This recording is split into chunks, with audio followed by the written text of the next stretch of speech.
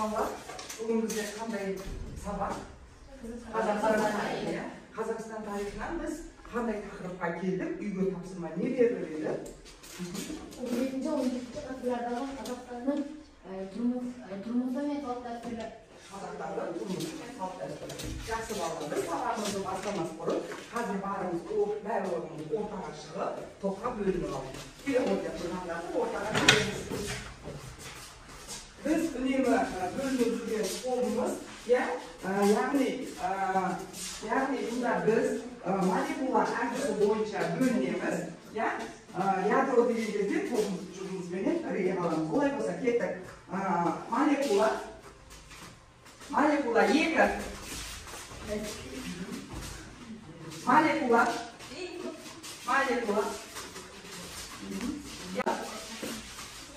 Молекула 5.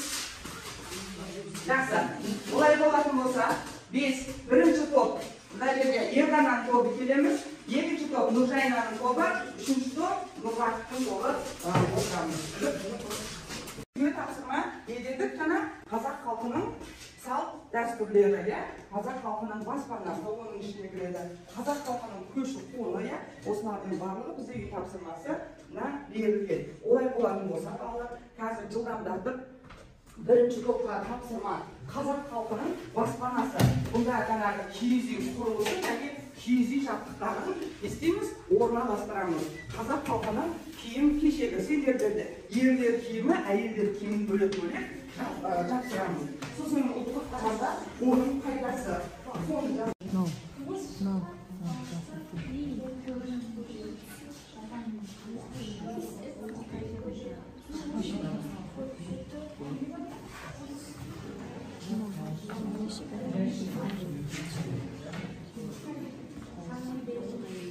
Болды, балалар, енді 3 минуттық уақытымыз аяқталды, жұмысымызды тоқтатамыз. Енді бұл бізде бағаланады 2 жұлдыз 1 тілек арқылы. Бұнда не болады? Яғни бірінші топ, екінші топты бағалайды, екінші топ, үшінші топты, үшінші топ, бірінші топты бағалайды 2 жұлдыз 1 тілек арқылы.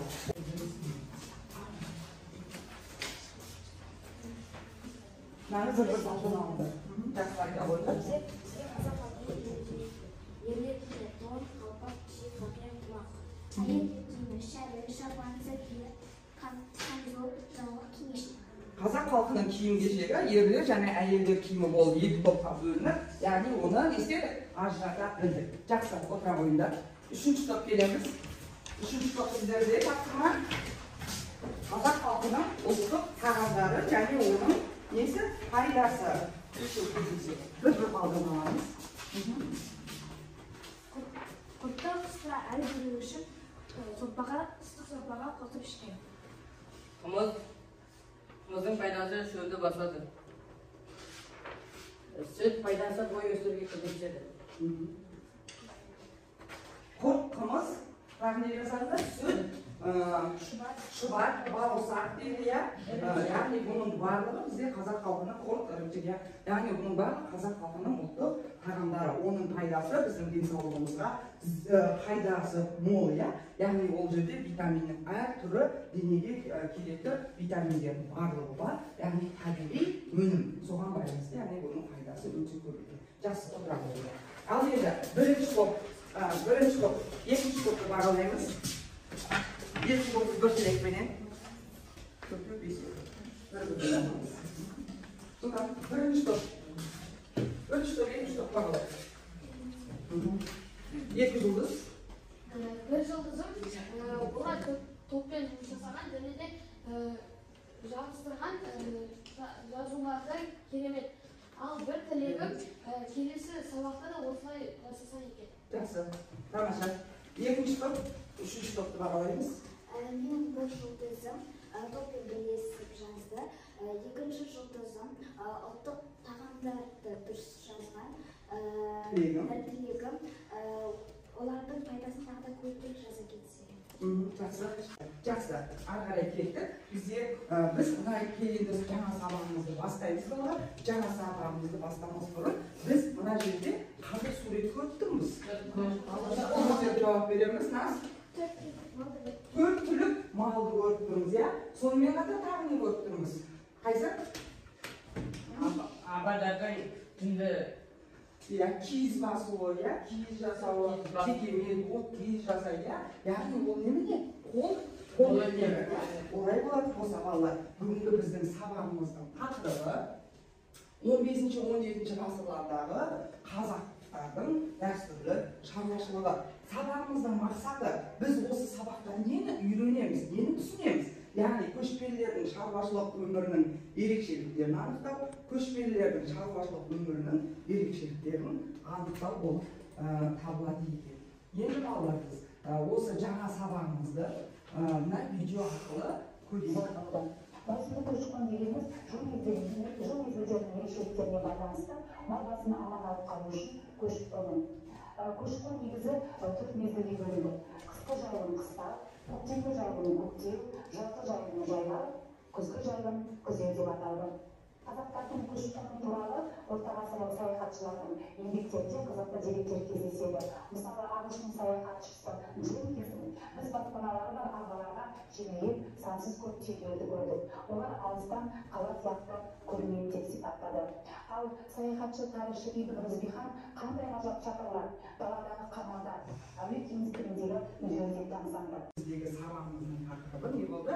Қазақ халқының көші-қон, яғни дәстүрлі шаруашылығы болған екен. Енді балалар бізде жаңа айтып отырмыз, жылқы нешеге бөлінді деп? Жылқы қаншаға бөлінді? 2-ге бөлінді, иә? Мінбе жылқы, сайын және жаңағы арбаға, шекенге арналған жылқы. Енді балалар бізде міндеткерлік дегеніміз бар. Міндеткерлік деп отырғанымыз не десек? Малшылар төлейтін салықтарды зекет, соғым, сыбаға дейді. Әскери міндеттерліктер, яғни жыл сайын өз кірісінің 20-шы бөлігін салық төлеп отырды. Екіншілер мен қолөнершілерден алынатын салықтар құшыр, баж, қаржы деп аталды. Енді сонымен қатар меншікті жер түрлері сойылған, мүлік, яғни бұлар жаңағы меншікті жерлер. Сонымен қатар бізде жұт деген сөз бар. Жұт деп отырғанымыз не десек, малдың жаппай қырылуын жұт деп атаймыз. Ол мал қай кезде қырылады деп ойлайсыңдар? Не жағдайда қырылады? Күннің суық кезінде қыстың. Яғни жердің бетін мұз басқан кезде, яғни жайылым жоқ болып, яғни тебіндеп сол шөпті таба алмай, яғни сол кезде не істейді? Малдың қырылуы болады. Мінекей бұл, яғни не деп аталынады? Жұт деп аталынады екен. Енді балалар қазір біз осы жаңа сабақта біраз мәлімет алатын болсақ, әрқайсымыз жүкпен жұмыс жасайық.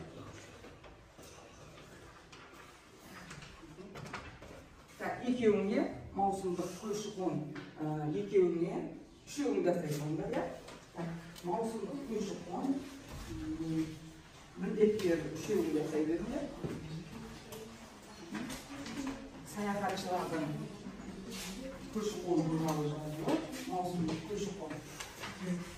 Енді бұнда балалар жаңағы жұптарға әрқайсына бір балл, яғни 2 балл беріледі.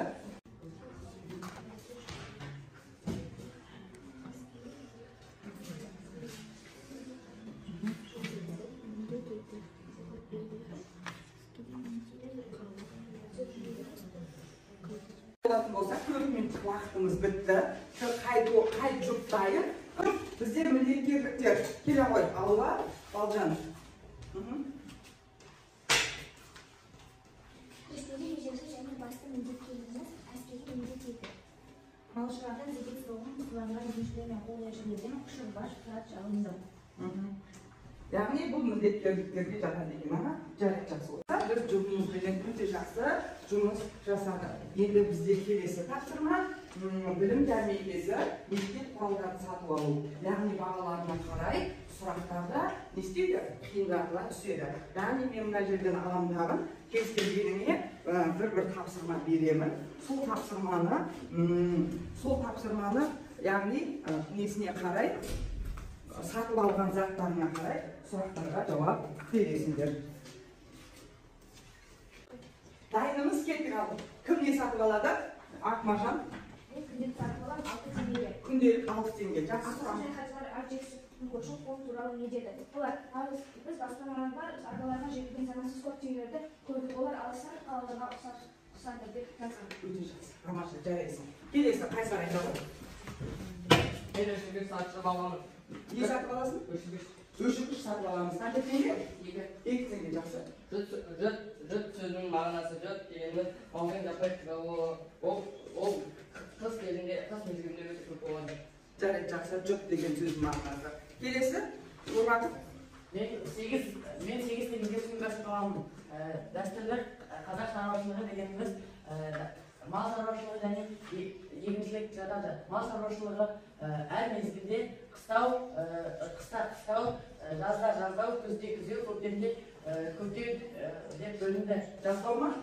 Жазда жайлау деп бөлінді. Бұл шаруашылық ата бабамыздан келе жатқан дәстүрлі шаруашылық болып саналады. Олардан алынатын өнімдер. Олардан алынатын өнімдер сүт, қымыз, шұбат. Қайсынан не алынады? Жылқыдан қымыз, шұбат, түйеден алынып, сиырдан сүт алынып, одан сүт алынады. Ал енді баж дегеніміз не? Сонда саған 8 мал сұрақ келіп тұр. Ол деген біз сабақты басынан аяғына дейін қамтылып өтуіміз керек. Баж, зекет, қаж, малдың бесінен алынатын салық. жақсы. Саған онда 7 мал беремін. Міндеткерліктерді қазір оқуымыздан қандай не екенін толығымен біліп ал. Жақсы, кімге айтамын дейді тағы да? Рахметбек, не аласың? Мен 4 теңгеге қарындаш сатып аламын. 4 теңге. Қарындаш аламын дейді тағы да. Зекет дегеніміз не? Зекет дегеніміз көшпелі малшылардан алынатын Салықты. Молодец, өте жақсы, жарайсың. Қоржынымызды толтырдық, яғни сабаққа керекті немізді, білімімізді өте жақсы алды. Енді балалар, сендерде келесі тапсырма сөзілген ойыны, яғни бұнда не істейміз? Қазір мына жерде соғым, зекет, сыбаға, ұшыр, баж, қараш, жұт деген сөздердің мағынасы тұр. Осыны көрдік, қайсы не екенін білдік. Енді қазір дәптерімізге осыны жазамыз.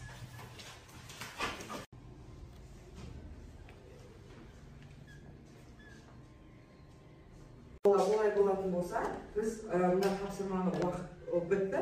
Енді кім дайын? Қанеке қолымызды көтереміз. Нұржайна оқи ғой. Қалғанымыз тексереміз. Тақтада дұрыс айтып жатыр екен, дұрыс айтпай жатыр ма? Оқи ғой. соғым, зекет, сыбаға малшылардан алынатын салықтың түрі. Дұрыс па? Дұрыс. Жұт малдың жаппай қырылуы. Дұрыс. Ұшыр, баж, қараш, егіншілер мен қолөнершілерден алынатын салықтың түрі. Өте жақсы, жарайсың. Алынды ма? Сабағымыз енді бүгін бізде сабағымызды түсінетін болса, қазір сабағымызды қорытындылау үшін иә немесе жоқ тапсырмасын орындаймыз, яғни ясына иә, жоғына жоқ, плюсті қоямыз.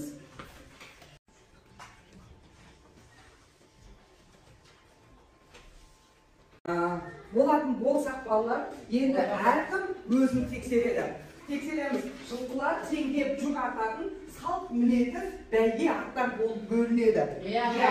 Көктемі дұрыс па? Өзіміз қасына белгілеп отырамыз. Көктемді жайылым күзеу деп атайды. Соғым көшпелілер қысқа азықпен қамтамасыз етілуі. Жақсы, өте жақсы балалар. Әрқайсысын қазір бір балл. Енді балалар, біз мен қазір балалардың алдыларына қоямын. Бүгінгі біз сабақтан нені түсіндік? Не болмаса түсінбей қалдық, бір-бірден беріп шық. Нені түсінбей қалдық? Болмаса сабақ қызықсыз болды дейтін болсаңда, мына қиықшаларға жазып, ана жердегі смайлға жапсырамыз.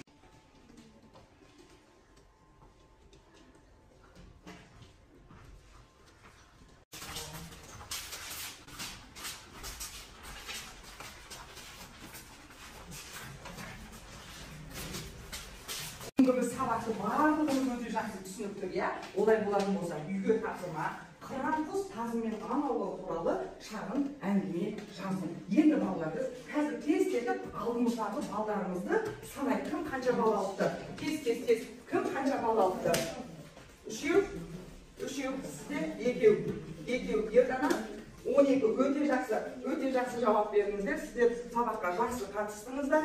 Балалар, бұнда бүгінгі біз Қазақстан тарихынан сабағымыз өте жақсы, өте керемет қатысқандарыңыз үшін сіздерге көп рахмет. Бүгінгі сабағымыз аяқталды.